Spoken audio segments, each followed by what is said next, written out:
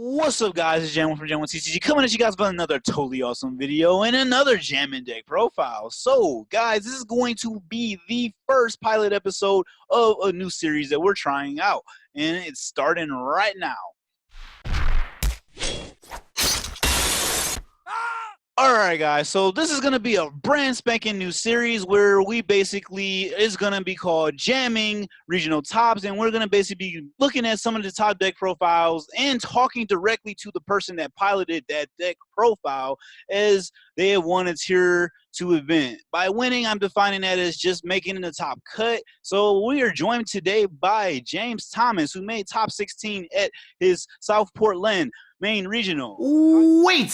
This video is going to be totally awesome, I promise you that much. But before we get started, make sure you hop on the subscribe button and hit the bell notification icon so you don't miss any totally awesome uploads. Yeah. And also, did you know that if you go to the description box below, there are some totally awesome things and content for you to consume? That's right. Did you know that Jam1 is on social media at Jam1 Productions? Did you know that you can get Jam1 merch? Did you know that you can get online tutoring? Did you know that you can get an online course? Did you know you could also give Jam a call and talk about YGO strategy or learn about the other skills that Jam1 possesses? Did you know any of that stuff? I bet you didn't until just now, so make sure you guys check it out and stay tuned because it's going to be totally awesome. So how are you doing today?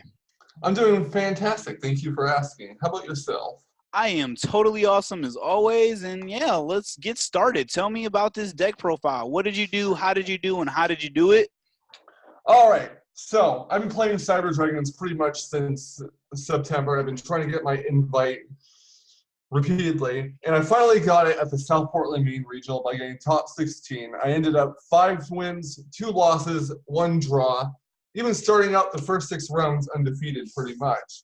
And preparing for this regional in particular, I wanted to test out something that the new ban list gave us. The new ban list gave us 3 copies of limiter removal, and I wanted to try it out as an alternative win condition, an alternative way of just defeating my opponents decisively, because, well, pretty much everything is a machine in the deck, barring the hand traps and whatnot, and some extra deck monsters, but you're not always going to be able to resolve machine duplication, so you got to have that one other way to just OTK your opponent, and that's where the triple copy of machine limiter removal came in. Right. You can play spell, and you can even use it during the damage step when your opponent just lets your attack go through, and they go, oh no, I should have just stopped that attack, but too late now, I lost. Yeah. For real, nice. Yeah. So basically, so guys, it's gonna be available. Can you go ahead and click on your regional report just to show them like what the page is gonna look like? This is gonna be available for you guys to read. This is going to be his full report of everything that he did. So we're just gonna briefly talk about some of it though while we have him directly here. So you can click back to the deck profile now. But yeah, so as you guys see, this is like OTK. Like the point of this is literally just a flat out just end the game, 1 turn. So I would have to assume that you're always going second, correct, James? Yes, there is only one instance in which I will not go second, and that is if I know my opponent is playing something very degenerate and I want to, you know, get like my Griffin combo out as soon as possible or some other means to just make it so they can't play their turn. But 99% of the time, I will blind second with this deck. For sure. I mean, it seems like it worked out pretty well too. So like, one thing that I was curious about, because like, you know, we have this problem with going second deck sometimes when your opponent's like, oh my gosh, I figured it out. He needs to go second to win. And then they're like, you know what? You go first. What do you do in those situations? Like, how do you combat that? Do you like kind of pre-side them, or like, well, how do you do and how do you anticipate it? And like, how are your matchups usually when they make you go first? Well, it depends on when they make you go first. Like, if you lose the die roll and you're going first game 1, you're gonna be, the chances are you're facing one of 3 decks. You're facing either some Crusadia variant, a Mech Knight Invoke variant, or a Cyber Dragon variant. So that actually happened to me a few times at this regional. I was made to go first. So what I did in those instances was I either just passed without making a move or just set like Cyber Dragon Hearse and pass. And the reason for that is The way I see it, I have a 1 out of 3 chance of getting rocked for doing that, and that is if they're playing Cyber Dragons. However, if they are playing Crusader or Mech Knight Invoked, their turn is mostly dependent on what you do. So if you don't do anything or you do the bare minimum, their moves are going to be pretty awkward when they go second, because they're also a blind second deck. But if I win game 1 against, like, say, Crusadia or Mech Knight Invoked, I know they're going to make me go first, so I'm going to side in things that work going first. But if I beat something game 1 and I feel like they're going to make me go second, like Altergeist, then, well, I'm just not going to side in my go first cards against them. Got it. Okay, cool. Yep. Because it's like some things that some people that have a go in second deck have to deal with and struggle with. So I was just curious how you got over that hurdle all day. And speaking of that, like, what were some of like your most difficult matchups, and what were like the just flat out easiest ones that you like? This deck has no trouble with it. Like, it doesn't matter. Well, I will go quickly recap each round and what the matchups were. Round 1, I was at table 55. I faced Trickstar. I beat him 2-0. It was a lot easier than I had any right to be, but I got the win very, very easily. Round 2 was the actual aforereferenced match where I was forced to go first. I faced Crusader Guard Dragons. So he won the die roll, which is unfortunate, and he made me go first, so I just basically sat there and passed my turn. I said, oh, pass, not doing anything. So during his turn, he actually Dragon Shrine, I ashed it, and he passed, so I guess his hand wasn't that great either. And, well, I ended up winning that match 2-0. Funny thing is, though, he ended up 6-2 at the end of the event and got 9th, so he bolstered my tiebreakers. Round 3 was versus True Draco. I won that match 2-0. One thing to note about him, he actually won first place at a previous regional I went to, so that was kind of nice. Nice. Also, limit removal won both games in that matchup, so very happy that I played that. Round 4, I would say, is my toughest matchup, but that was partially my fault. I faced Sky Striker. I ended up winning 2-1, which really should have been a 2-0, but I made some very bad mistakes both games 1 and 2. And let me tell you, you guys would be so mad at me if you guys just saw what I did. What happened? Game 1, I had Cora on the field. I was ready to pop the machine duplication, but I foolishly, without thinking, actually machine duplication in the same column as a set card. Oh no! And it turned out to be infinite impermanent. Oh my gosh! Mouse over that real quick. Infinite impermanent. Yeah, guys, like, this is why. This card right here is why you need to watch where you're placing your zones, man, because it's easy to do too. Like, we all do it, just not thinking. But like, yeah. And to make matters worse, after Infinite Impermanence resolved, I wasn't thinking. I was still caught up in the moment, and I just placed Overload Fusion without thinking in the same zone that it was tagged in. So, oh no! Well, no taking back to the regional. I won't lie. That was stupid on my part. I should have paid more attention. I mean, it happens. You know, we all make those misplays. You know, king of misplays right here. Like, trust me. I guess I was too caught up in being undefeated up until that point that I just got way too arrogant. So I do want to make a note about game 2, though, because I could have actually won game 2 and made it 2-0. So what ended up happening was, at one point, he got Gamma out, Gamma and Driver, and that did protect his life points. That wasn't really the problem. The problem was I attacked his Driver and had it sent to the graveyard when I should have just killed the Gamma and let the Driver be banished, so it was unusable. Right. That later comes back to haunt me because later on in the match, I triggered a set Hearst. We were pretty much top decking and grinding and stuff. And mouse over Hearst for me for a moment, just so everybody can see. Yep. Cybergiant Hertz, my apologies.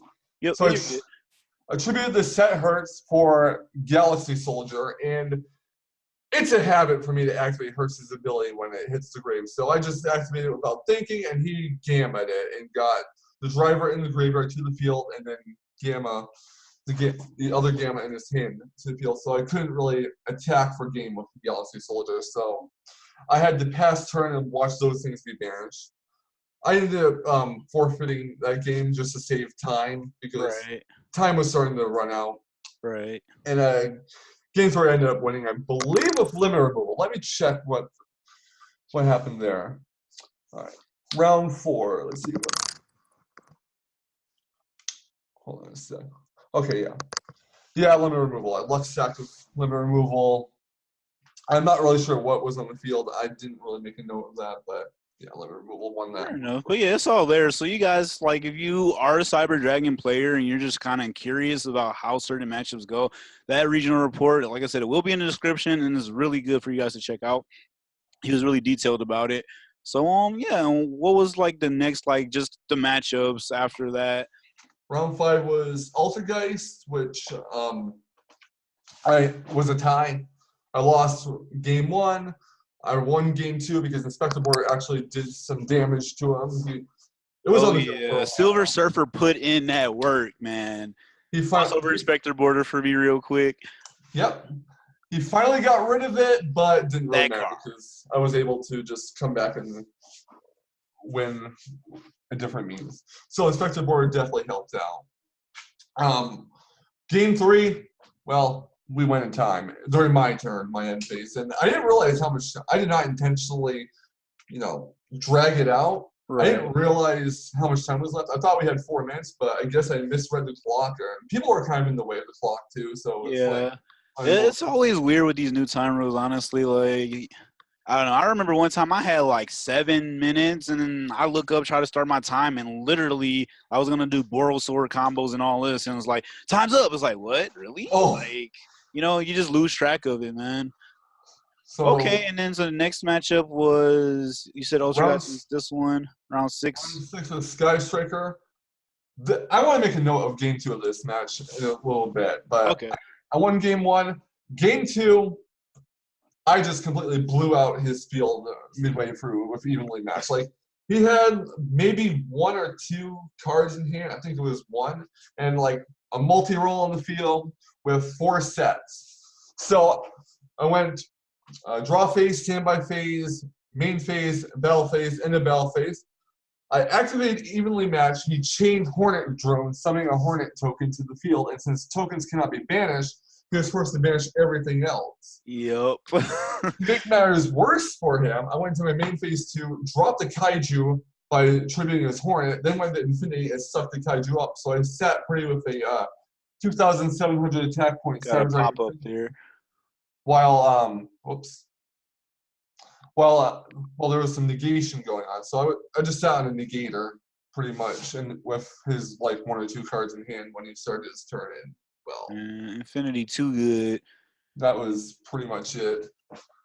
Unfortunately, round 6 is where my undefeated streak ended because round 7 I faced Danger Thunder. I lost badly. I wasn't prepared for that matchup. That deck is like savage. Like, I played it recently at the YGOPro Chicago. Man, like, yeah, if you're not ready for it, it will get you. No doubt about it. I got 2-0.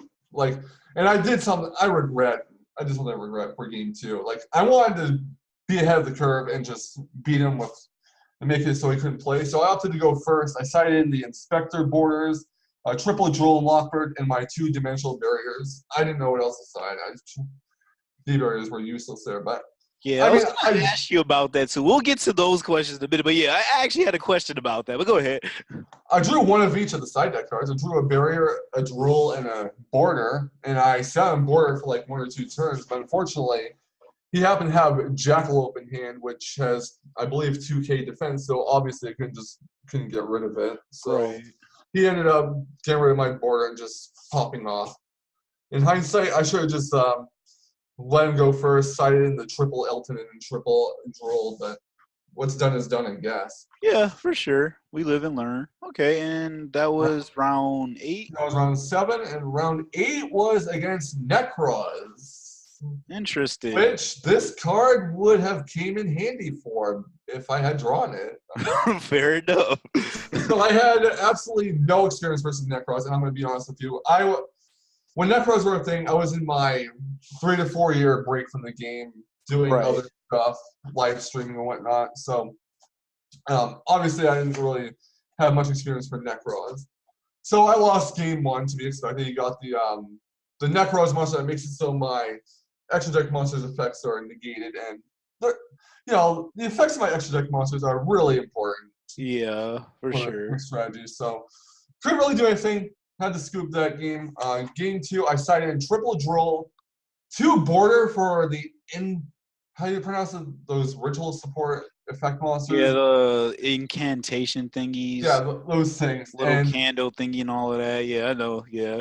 And double barrier. So I sided 8 cards.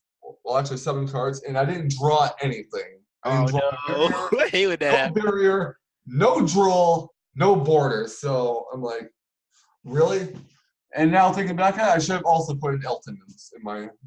Should have also cited in the Elton's, but again, my inexperience played. I lost against Necros 2-0, deservingly so. So, what's done is done. Yeah, it happens. Okay, and then, yeah, I mean, a lot of people are actually using Necros now because, like, the new ban list makes it kind of playable and splashable, too. And shout out to Charos at my locals because, like, he's actually been doing pretty good with his little build. So we'll probably display that soon eventually once he starts topping at other events with it, too. But, yeah, continue. And last matchup was 9, right? Was it 9 rounds? It was just 8 rounds. Oh, it was 8 rounds. Okay, nice. 5-2-1. Cool. So top 16 and, yeah. Okay. And I got exactly 16th place. Awesome. I mean, like I was walking towards the standings. I was prepared to be disappointed, saying, "Oh, I came up short." Because if anything, I was expecting like 17th place. That would be the thing that happened to me. So as I was walking towards the standings, the TO announced my name, and I heard my name followed by 16th place, and my heart dropped. I'm like, "Yes, I actually got it." Nice. Hey. Barely making it is still making it. It don't even matter, man. It's a win. Win's a win. A win is a win. So just had a couple questions now about some card choices. So as you said, D barrier, mouse over that for me down there. Yeah, like why 2? Like was it just that you were expecting something? Because like I don't know, I'm looking at it, I'm just like, why 2 and not something else in the side deck, like red reboot, a 3rd red reboot or something? Well, prior to putting the D barriers in, I actually had a 3rd inspector board and a 3rd red reboot in the plays. My thought process with cutting 1 reboot, 1 border is that I honestly needed something when going first against various rogue decks like Necros or Prank Kids or even Invoked to an extent. So, well, first was Gozen Match, but then I thought, Gozen Match really, while it's nice and all, it doesn't completely make it so the opponent can't play the game. Like, it's effective against pure Thunder Dragon. It's, I don't know, it's just pretty easy to out. But D barrier just stops a lot of things. It can even deal with pendulums if I was facing against Pendulum Magician. Got it. Okay, so it's just kind of like a last-minute choice then. Okay, that's what I was curious about because that was like one of the first things that stood out to me looking at this. And then, I mean, I guess you just answered the other question that I had. I have my little notes here, guys. I was going to say, why not 3 red reboots? But, like, you basically just, like... I wanted 3 red reboots, actually. So, as a matter of, I definitely had to take the 3rd inspector board out. But then again, I didn't even have a 3rd copy. I would have had to hunted one down at the regional. So taking out the 3rd inspector board was easy. Deciding what to take out next with the 2nd D barrier, not so easy. So the choices were Red Reboot, Twin Twisters, or Cyber Elton. I was not touching Droll. I wanted triple Droll Lockbird in the side.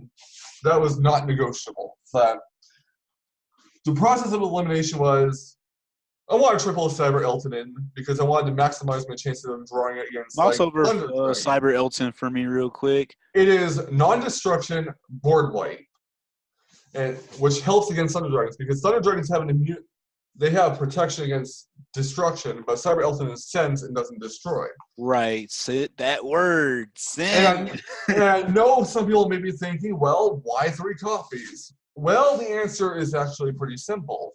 When you're facing off against Thunder Dragons, you're going to be facing off against at least 1 Colossus. which means you cannot search the cyber alternate out. You cannot use repair plan to search it out. You cannot use emergency to search it out.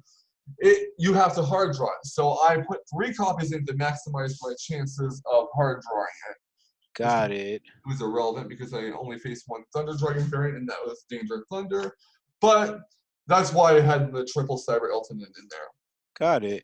And then I guess having the 3 Twin Twister there, yes, like for random back row decks. I mean, they effectively Twin Twisters and Red Reboot serve the same purpose. Right. Poltergeist, also True Draco to an extent. Paleo, no offense. None taken. But Twin Twisters had the added utility of dealing with Sky Striker and that annoying as a thought rank up strategy, because some people may not realize this, but you have to use the rank up spell during the main phase to get it off. So what you would do is you would activate Twin Twisters during your draw or standby phase to destroy the rank up spell, and they can't use it. Got it. That was another factor in keeping triple Twin Twisters there. Okay. Red Reboot had to take the cut, sadly.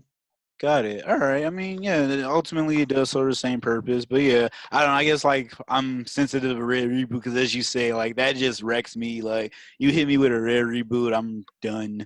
And then especially like a deck like this that can just kill me right after it, it's like, ooh. But okay, yeah, you have enough removal, and now that makes more sense. My last question that I had to do with card choices were, like, you know, I see you're running a lot of hand traps here, and just recently we just had this big divide in the community where everybody just stopped using hand traps, and we were just like, oh, we don't need them. Like, what made you say, like, because this was about a week ago, right before Solomon Gray actually popped out, what made you decide to use these hand traps? I think that any blind second deck should be playing hand traps.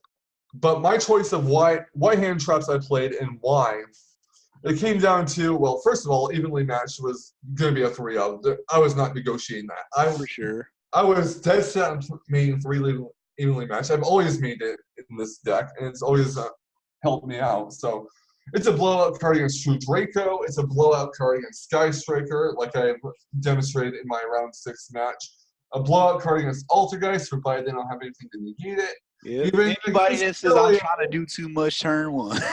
Even against Paleo, as much as it pains me to say that. Yeah, it is, though. It really is. If I don't have a toad or nothing, it's just like, yeah. It's like, oof. Take that loss. Triple evenly was mandatory for me. Fair. Was not negotiating that. I put in my main because, again, I'm going to go second deck, blind second deck. Right. That makes sense. Okay, like now I see more of like right because you always want to go second. So yeah, hand traps are pretty decent. Like infinite impermanence is infinite impermanence. Like again, I'm a blind second deck, so I want to be able to activate a trap for my hand during my opponent's turn.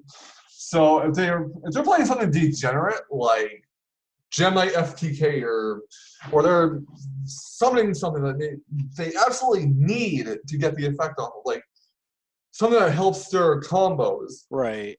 Maybe Goki Suprex or something. Not really relevant, but still the applications are there. So triple infinite impermanence. Right. And hey, you're doing it right because Cyber Dragon Infinity is actually on the card. Yeah. The irony is not lost on me there. But okay. It didn't. Just had to point that out. It wasn't game breaking at this regional, but I didn't want to be caught in my pants down, as M. Cole 40 would say. I wanted to be ahead of the curve. I wanted to not regret not playing it. Right. Fair. As for Ash and Ogre, pretty generically stapled, yeah. I know some people are wondering why I only play 2 copies. Why not 3? Well, I didn't want to completely clutter my deck of hand traps. And the reason being is because I also wanted to be able to have my extenders and my win conditions in my hands, my searches. But if I played like triple Ogre and triple Ash, there's a chance that I could draw 2 Ogre or 2 Ash or 2 Ogre and 2 Ash in my opening hand. And then, yeah, sure, I can stop my opponent's plays. But what am I going to do during my turn? I'm still probably going to lose because they can just keep – I'm going to have to keep, Yeah. I My mean, you can build a house with all those bricks, basically. my searches, I can keep drawing my. I'd have to keep waiting to draw my searches while I'm sitting with multiple ogres and ashes. And I'll be honest, ashes, in my opinion, it's a good card. Don't get me wrong. I'm not saying it's trash, although I have joked and called it trash blossom before. But it is a fine card. But it is pretty underwhelming. It doesn't do enough. It doesn't hurt dangers. Sky Strikers don't really care. Yeah. Well, they Cool, might. second engage. Like, They might, depending on their hand. I mean, you can always, ash at the right time. right. Just out of dumb luck, and that could completely screw someone over. But generally, they don't care. Ultigeist, nah, they don't really care that much. True Draco, sometimes they can care, but Yeah. it ultimately depends on what else they have in their hand. Ogre was put in. I considered Valor. I went back and forth between Valor and Ogre for the week leading up to the regional. But I ultimately decided that while Valor has the extra application of being a spellcaster, so if I face Ultigeist and they open up with Secret Village, I can just summon Valor to the field and start playing my spells. However, ultimately, Ogre was more useful in my opinion because it gets rid of multi-roll, diagram. It can deal with an opponent's summon sorcerer, so if they want to try some, degenerate combo. Right, yeah. And it does have 1800 defense, which can come in handy if I need to set it for defense. Actually happened in my Ultigeist matchup. I sat on Cyber Dragon Veer in defense, which it becomes 2100 defense because of its continuous effect, and Ghost Ogre, while my opponent had Ultigeist Marionetter on the field. Oh, so man. I sat on that, just basically protecting myself from taking any damage. Thank goodness he didn't have Miloseek available because that would have Right, sucked. yeah. Man, I hate that card. Miloseek is so annoying. Ugh. But Ogre, yeah, I ultimately went with Ogre for the Cool.